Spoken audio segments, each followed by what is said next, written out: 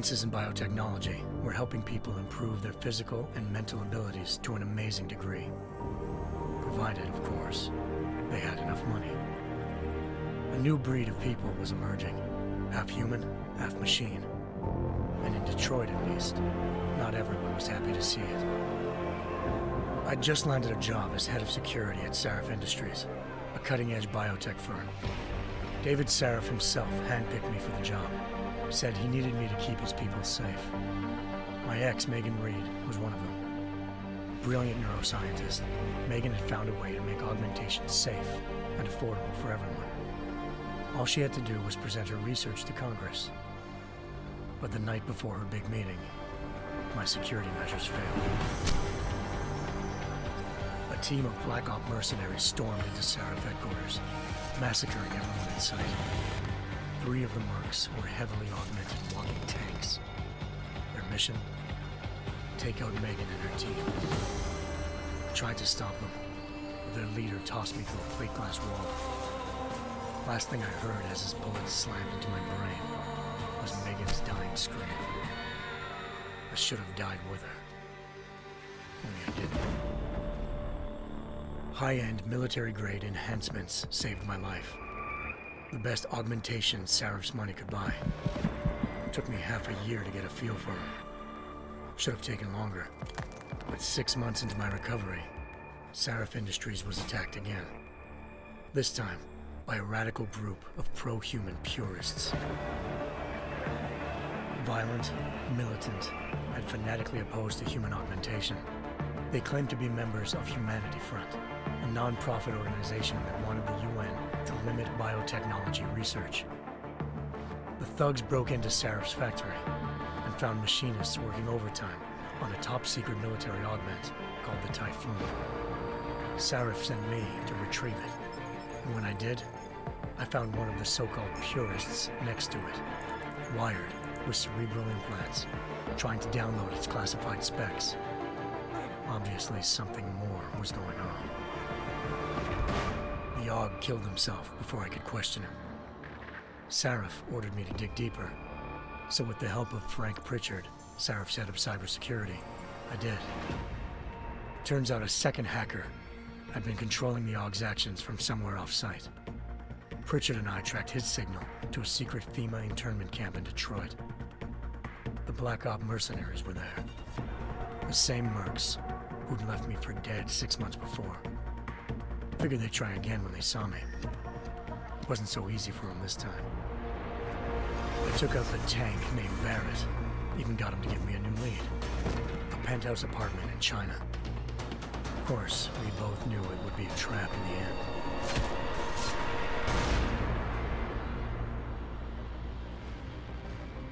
Hengsha Island, China. Home to a city so crowded, they had to build a second city on top of it. Trying to find clues in Hengsha wouldn't be easy. Lucky for me, I wasn't alone. Farida Malik, Sarif Industries' ace pilot, had lived in Hengsha before. A good person to have on your side. She knew enough about the place to get me around. Malik dropped me in the lower city, close to the penthouse Barrett had told me about. Bell Tower Associates, a private security firm under contract to the Chinese government, had agents tossing the suite when I arrived. Just not for the reason I'd been expecting. Turns out the man who lived there was a criminal hacker named Van Bruggen. The same hacker who'd been remotely controlling the AUG in Sarif's factory. Van Bruggen's panicked decision to force the man to commit suicide had been a mistake. Now his mercenary partners were gunning for him, and I needed to find him before they did. Locating Van Bruggen meant playing nice with the Triads, Hengsha's organized crime lords. They had the hacker holed up inside a low-rent capsule hotel. By the time I found him, Van Bruggen had no qualms giving up the woman who hired him. Zhao Yunru, president of the Taiyang Medical Corporation. According to Van Bruggen, Zhao wanted to monopolize the augmentation industry and had hired Black Op mercenaries to destabilize her competition. Sarif Industries was at the top of her list. To prove this, I needed to get inside TYM and grab a surveillance hologram off a server. I suspected Van Bruggen was hiding something when he told me this. but nothing could have prepared me for what I saw. Megan wasn't dead. She and her 4 best researchers had been kidnapped, spirited away somewhere while their kidnappers made it look like they were dead. Desperate to learn more, I confronted Zhao in her penthouse. She claimed to be a pawn in a bigger plan, and hinted at a group so powerful it controlled global interests at a whim. Then she slipped into a panic room and hit the alarm, forcing me to make a very quick exit.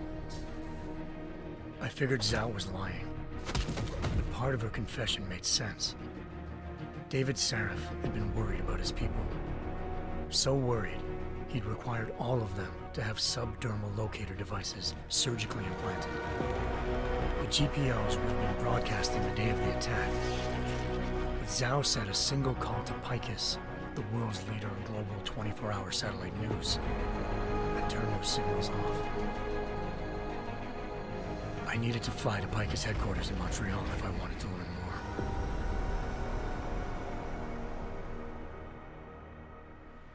Eliza Cassan, Picus Communications' First Lady of News. Malik thought I was reaching when I told her Eliza was involved in this. The world's most famous news anchor, working with a mercenary hit squad. But when I confronted Cassan in her office, she freely admitted to jamming Detroit's satellites the night Megan's team had been taken. Said she's just been following her commands. I suspected she wanted to say more. But Black Op mercenaries showed up looking to shut us both down. And just like that, the Eliza I'd been talking to disappeared. The Mercs were led by an augmented killer I'd crossed paths with twice before. Fedorova, a woman who'd made silence her best friend. She waited for me to track Eliza's transmission to a secret server room underneath the Picus complex, then jumped me from behind. A deadly fight ensued. I made sure she never moved silently again. With Fedorova down and no one left to keep Eliza quiet, she reappeared. Turns out Picus's First Lady of News wasn't a lady at all. She was a sophisticated AI program, engineered to monitor data streams and control what people believed. Eliza told me the Mercs had brought in a Humanity Front doctor named Isaiah Sandoval to remove the scientist's implanted tracking devices while Detroit's satellites were down. She also told me to speak to David Sarif if I wanted to learn more.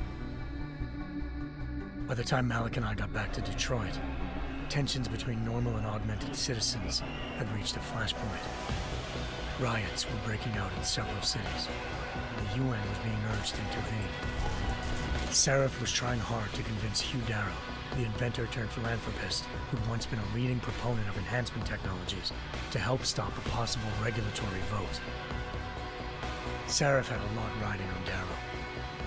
Megan's discovery would have given millions of people the chance to evolve beyond their normal human abilities, and at the same time catapulted Sarif Industries to the top of the Fortune 500.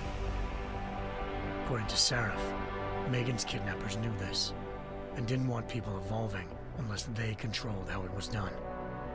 He called his enemies Illuminati, and urged me to keep searching.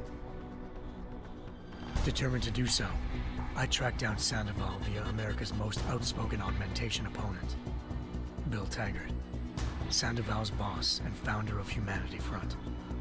Sandoval admitted to operating on Megan's team when I confronted him, but said he hadn't removed their GPLs. He'd merely switched them to a different frequency. Pritchard was able to trace one of the signals to China. Malik and I immediately took off in pursuit. Unfortunately, the Illuminati were one step ahead.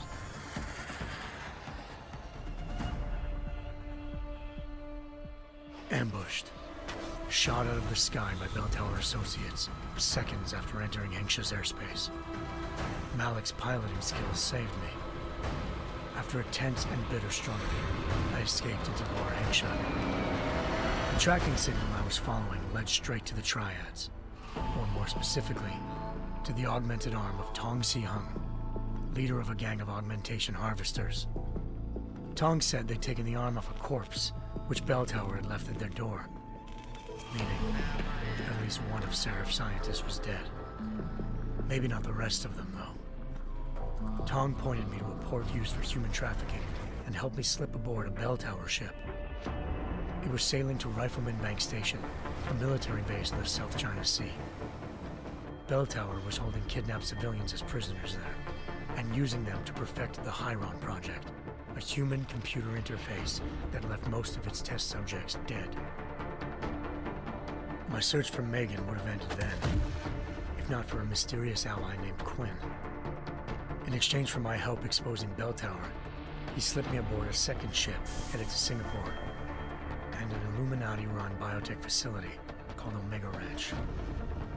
3 of Serif's scientists were there, forced by their captors to create a technology capable of remotely shutting down augmented abilities.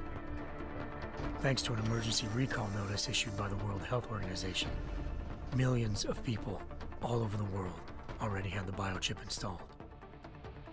With the help of the scientists, I tracked Megan to a private section of the ranch. There, I ran into Yaron Namir, the walking tank who'd put a bullet in my brain the first time we met. He'd teamed up with Zhao and was hoping to catch me off guard. But their little ambush didn't work. I found Megan in a suite belonging to Hugh Darrow, the billionaire philanthropist who'd Sarif had called on for help. Darrow had convinced her to go along with the biochip plan by promising to sabotage the tech. As she was explaining this, Darrow appeared in a global broadcast, telling the world that augmentations would be the death of mankind. Then he activated the biochips to prove his point. All over the world, augmented people flew into a killing frenzy. Darrow had betrayed everyone, and it was up to me to set things right. To do it, I had to reach Panchaea, a massive installation in the Arctic Ocean. As I raced through corridors built by an all-augmented workforce, I saw death and destruction firsthand. By the time I shut down Darrow's broadcast, I knew the damage he'd done. Still, humanity's future remained unclear. How would the world react to this sabotage? Would people ever regain their faith in augmentations again? What would be the Illuminati's next move? Only time will give us the answers.